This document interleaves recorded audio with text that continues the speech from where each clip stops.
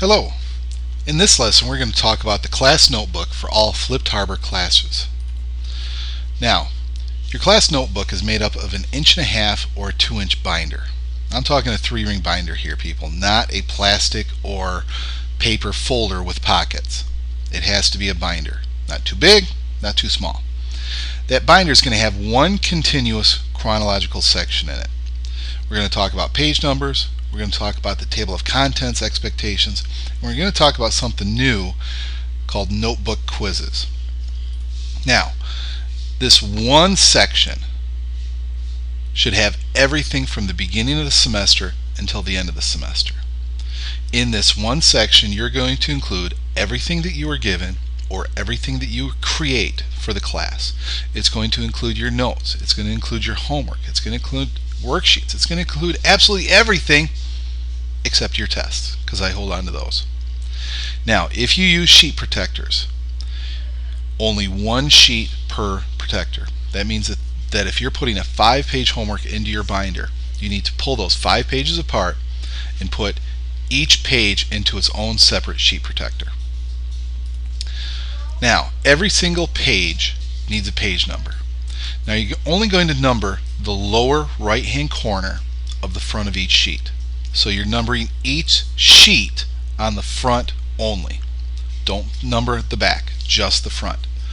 Now, if something is more than one sheet, each sheet needs its own page number. So that 5-page homework is going to have 5 different page numbers, and that's going to be reflected in the table of contents. Now, the table of contents, you must use the table of contents that I provide. Don't make your own. Just go get a couple extra from the extra copies folder where you'll always be able to find some.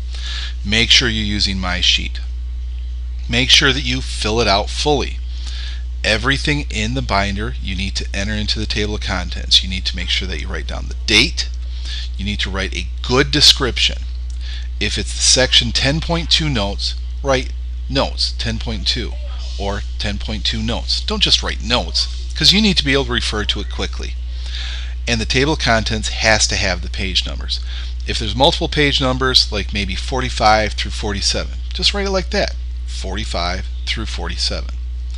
There's a spot for you to put your name at the top of each sheet of the table of contents, so write your name down. That way I can find it quick. I know where to look. Like I said, extra copies of the table of contents sheets are always available in the front of the extra copies folder. If we're out, just let me know. I'll print some more.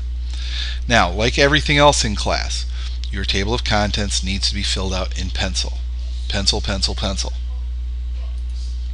Now, I'm doing something new this year. Notebook quizzes. Now, notebook quizzes are only going to be 4 or 5 questions, should be very quick, very easy. You need to have your notebook to take these quizzes. If you don't have your notebook with you when I say, hey, we've got a notebook quiz, you're not going to get any points.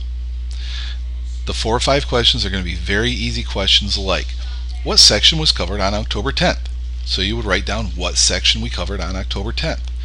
Should be easy because you should have the date, you should have the notes.